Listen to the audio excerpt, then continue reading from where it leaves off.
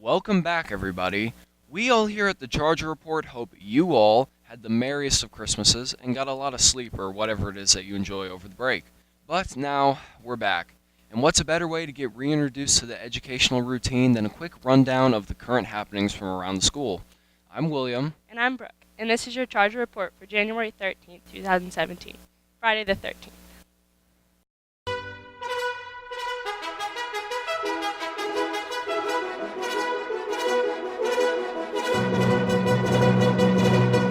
Well, let's get to it then. Here's some news that'll get you right back into the loop. Brooke?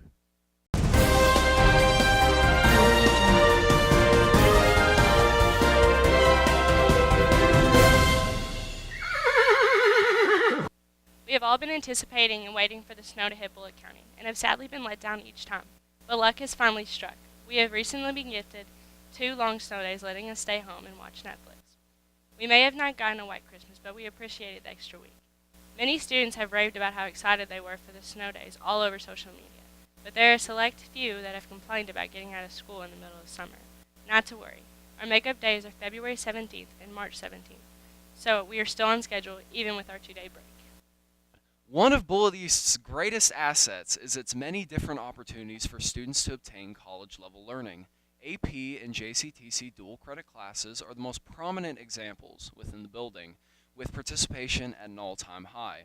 With the first semester of the year just now wrapping up, students of both these classes had their hands full.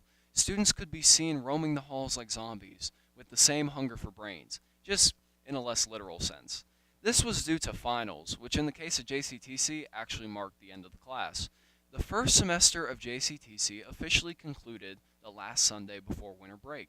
Grades were tallied, online finals were finished at the last second, and students breathed a sigh of relief or cried, depending on how things went. Either way, arts and humanities and public speaking are now in the books. That doesn't spell the end for JCTC classes, though. English and world history will now be taking the stage for the next 18 weeks. Well, at least that was the plan. World history actually didn't get enough students to participate, so it will not be offered. I think it was worth my time, but I think I should have only taken one of the classes offered, said Mark Murphy, a former student of both arts and public speaking. I was completely overloaded with homework, and perhaps got overwhelmed at times. When asked if he was taking any JCTC classes this semester, he responded with, "I'm taking English 101 because I feel like I have a better chance of gaining credit in that than in AP English." Either way, let's all hope it ends the same, with college credit. Prom is right around the corner, ladies and gentlemen. Just open Instagram and you'll be attacked with prom dresses people are buying and prom dresses people are selling. You can't walk down the hall without overhearing students comment on the dresses they have seen. Now this is the time to book limos and start thinking about where your group or date should go to eat, and remember to make reservations early. Many of people have told me they already have plans locked and loaded, so you better figure it out before all reservations are filled. Local student Kayla Deersing let me in on her prom plans she already has set and ready for March. For some, a new semester means switching into new classes. But to those switching into a study hall, be wary. A new controversial change is being made to the classes in which now one should never have nothing to do. That's right, no more napping. Time to break out those Chromebooks. Remember CERT testing? It's the ACT practice test we've done twice so far this year, the one that takes up the majority of the day. The program offers more than just the test, though. It also has studying tools. That's right, you can go back and check out every question from each test and find their answers as well as test-taking strategies. These studying sections of the CERT are now being pushed in the study halls. When one doesn't have any work from another class, it is now expected of them to use these online resources. The whole plan has generally been poorly received by the student body. A student who requested to remain unnamed said on the issue that, "I feel as though having nothing to do in a study hall is earned. It's a reward for keeping up on your work, and to rip that earned free time away from students is wrong." Others say that the program itself is a waste of time for those confident in their current ACT score standings. Scene 9, take 1. Now let's pass it over to Matt and Jared to catch the latest in Charter sports. Scene 10, take 1. I'm Matthew, I'm Jared. and this is your Red Zone Sports Report.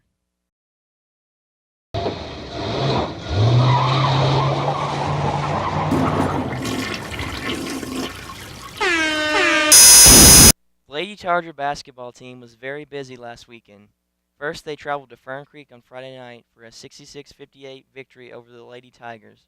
Next, they had a home contest on Saturday against the Lady Eagles of Eastern High School.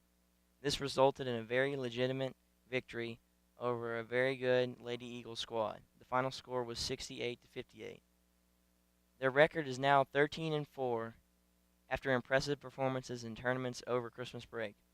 Later on this week, they will take on the Yellow Jackets from Central away from home on Friday before playing in the Autism Awareness Classic at Marion County.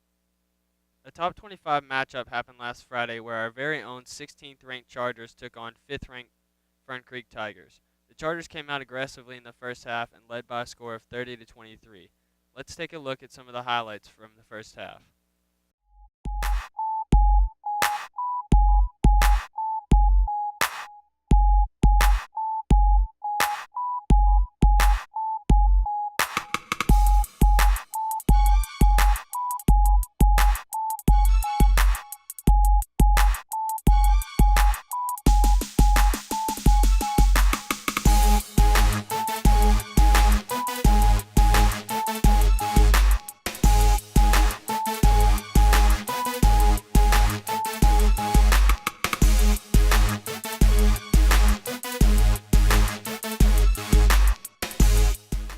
However, coming out of halftime, the 5th-ranked Tigers seemed to have figured it out, and they controlled a 48-41 lead at the end of the third quarter.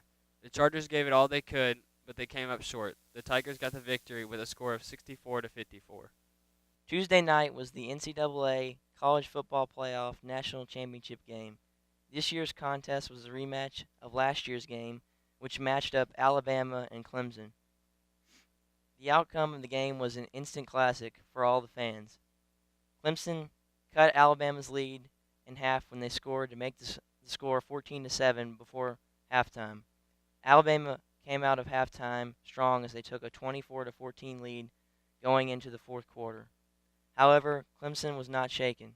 They put Alabama's defense on the ropes while only allowing the Crimson Tide to score a single touchdown in the fourth quarter. The Tigers scored with 1 second left to go ahead and eventually win the game 35-31. Deshaun Watson was named player of the game for throwing for 420 yards and 3 touchdowns. Archery season is now in full swing. This past weekend, the Chargers competed at Mercy Academy. The Chargers placed second in their first meet. Senior Emily Yoakum placed second individually, and junior Sydney Markham placed fourth individually. The Chargers will compete again this weekend at Bullitt East in the BE Shootout Tournament. Now back to Brooke and William. Thanks, Matt and Jared. We're sorry to hear about the Chargers' loss last Friday. Now, let's get plugged in with Kyle and Garrett.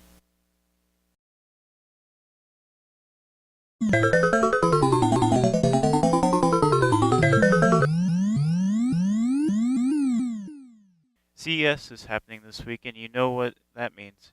Tech news. One of the cool pieces of tech at CES was the 3-monitor laptop concept by Razer. This laptop looks like Razer's Razer Blade Pro, but with a small addition of 2 extra monitors. These 2 extra monitors brings the total resolution of the 3 monitors to 12K. This laptop was just a concept, but a lot of people are wishing they could buy it now. In other spooky news, Amazon's latest smart device, Echo, is a hands-free voice-controlled device used to play music and read news, as well as control various electronics around the house. But more recently, the Echo was used as evidence in the courtroom for an unsolved murder. The device has a small capacity to store audio files up until the device is restarted. Police attempted to pull audio from it, but forensic experts failed and the evidence was thrown out, leaving the murder still unsolved. Rogue One, a Star Wars story, released over the holiday to much praise. With fast action and an interesting story, Rogue One, a Star Wars story, was one of the best movies of this year. Rogue One, a Star Wars story, tells the story of a group that stole the plans to the Death Star mentioned in Star Wars Episode 4. It was interesting to see how the group was assembled and the battle they went through to get to the plans. Carrie Fisher, the beloved actress known for her role in Star Wars as Princess Leia, passed away in Los Angeles Hospital on January 3rd due to a heart attack she had on a plane from London. Carrie Fisher was known for having several substance abuse problems. In honor of her, the remains were placed in a giant Prozac pill to show her support for mental health as well as her struggles with depression. Now back to Will and Brooke. Well, that's it.